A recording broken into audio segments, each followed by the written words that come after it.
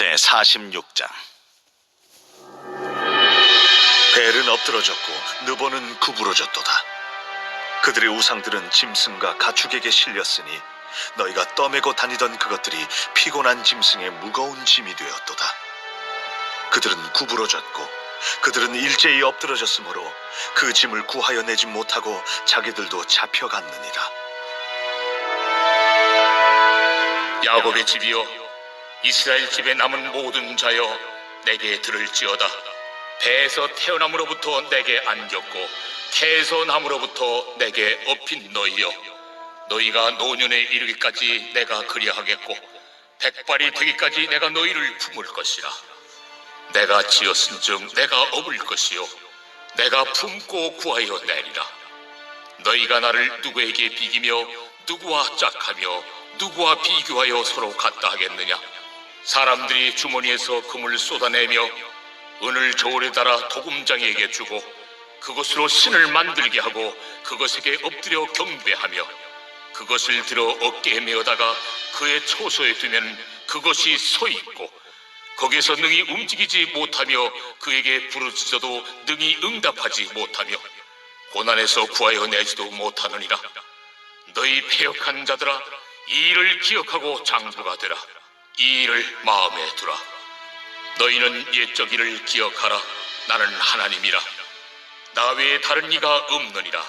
나는 하나님이라. 나 같은 이가 없느니라. 내가 시초부터 종말을 알리며 아직 이루지 아니한 일을 옛적부터 보이고 이르기를 나의 뜻이 설 것이니 내가 나의 모든 기뻐하는 것을 이루리라 하였노라. 내가 동쪽에서 사나운 날짐승을 부르며 먼 나라에서 나의 뜻을 이룰 사람을 부를 것이라. 내가 말하였은즉 반드시 이룰 것이요 계획하였은즉 반드시 시행하리라. 마음이 완악하여 공의에서 멀리 떠난 너희여, 내게 들으라. 내가 나의 공의를 가깝게 할 것인즉 그것이 멀지 아니하나니 나의 구원이 지체하지 아니할 것이라. 내가 나의 영광인 이스라엘을 위하여 구원을 시온에 베풀리라. 계속해서 우상들과 하나님의 그 자신에 대한 비교의 말씀을 해주고 있습니다. 바벨론 사람들은 벨과 느보라는 우상을 섬겼죠. 오죽했으면 바벨론이라는 나라 이름에도 우상의 이름이 들어가고, 또 바벨론 사람들은 자녀들의 이름을 지을 때 벨과 느보 신의 이름을 넣어서 그렇게 자녀의 이름을 지었습니다. 그러니까 바벨론 사람들에게 이 벨과 느보는 자신들의 정체성이요, 자신들의 전부였던 것이죠. 그런데 이런 벨과 느보 우상은 1절에 보니 구부러졌다, 구부러질 것이다. 역사를 주관하시는 하나님께서 바사의 고레스 왕을 이용해서 바벨론을 멸망시킬 때에 이 바벨론의 신이었던 벨과 느보는 바벨론 사람들을 지켜주지 못하고 자신의 무능함, 우상의 무능함을 드러낼 수밖에 없었습니다. 바벨론 사람들이 고레스 왕에게 패하여 도망갈 때에, 혹은 포로로 사로잡혀 갈 때에 자신들이 섬겼던 벨과 느보 우상은 짐승과 가축에 실려서 그렇게 옮겨졌습니다. 무거운 짐짝 신세가 되어버린 것이죠.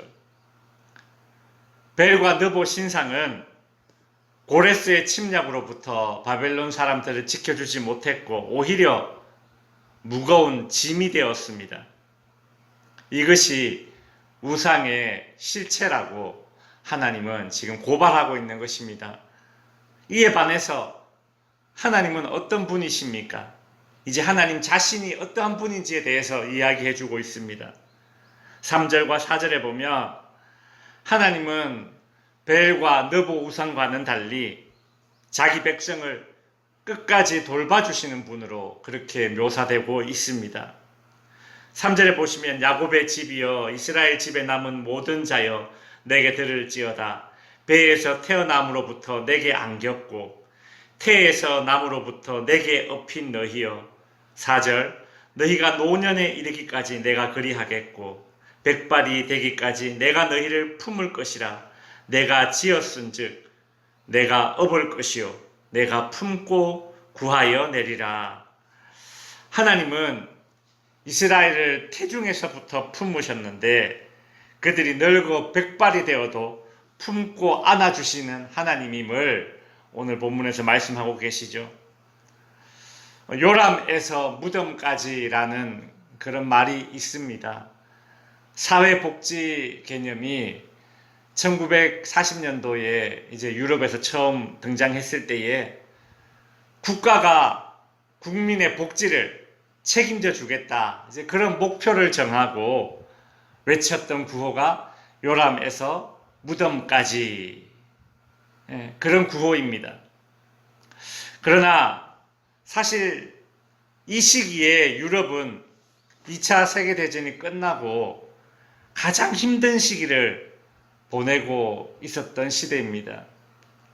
마음은 있어도 말은 이렇게 구호를 외쳐도 현실이 받쳐주지 못했던 그런 시대였죠. 오늘 본문의 하나님은 말만 이렇게 하시는 분이 아니지 않습니까? 세계 역사를 움직이는 하나님이 말만 요람에서 무덤까지 책임져 주겠다가 아니라 실제로 이스라엘 역사 가운데 이미 이스라엘의 이 전 생애를 책임져 주셨던 분이 우리 하나님이십니다. 5절에 보면 너희가 나를 누구에게 비기며 누구와 짝하며 누구와 비교하여 서로 같다 하겠느냐? 힘들 때 짐짝이 되어버리는 우상과 달리 하나님은 책임져 주시는 하나님이신데 말뿐만이 아니라 정말 책임져 주시는 하나님이심을 오늘 본문에서 강조하고 있습니다.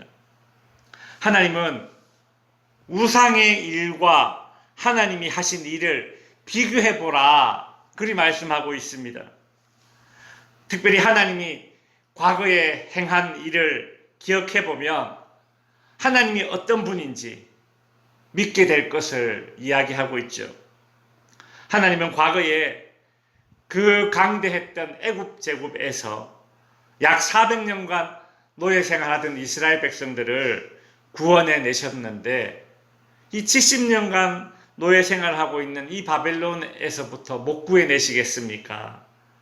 하나님은 홍해를 가르셨고 애굽 군대를 몰살시키셨고 구름기둥 불기둥으로 안내해 주시면서 광야를 가로질르셨고 반석에서 물이 나와서 200만 명이 넘는 인원의 물을 마시게 하셨는데 그런 과거의 일들을 한번 기억해 보라는 것이죠.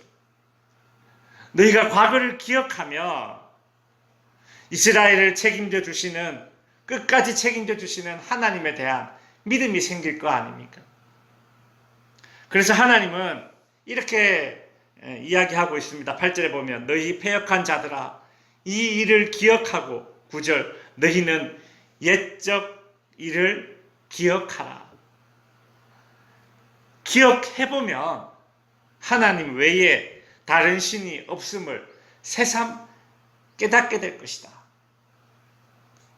말씀을 정리하겠습니다. 성도 여러분, 이 흔들리는 세상에서 어떻게 하면 흔들리지 않는 그런 인생을 살 수 있겠습니까? 과거에 받은 은혜를 기억할 수 있어야 합니다. 과거에 받은 은혜를 기억해내는 것이 오늘의 믿음을 지키는 일이고 내일을 소망 가운데 기다릴 수 있는 것입니다. 하나님은 태 속에서부터 백발이 되기까지 책임져 주셨던 하나님, 그 하나님을 우리는 기억해야 합니다. 과거에 받은 은혜를 기억해내면서 살 때에 우리의 믿음이 흔들리지 않고 오늘을 승리하며 살아가는 믿음의 대장부로 살아가게 될 것입니다. 기도하겠습니다.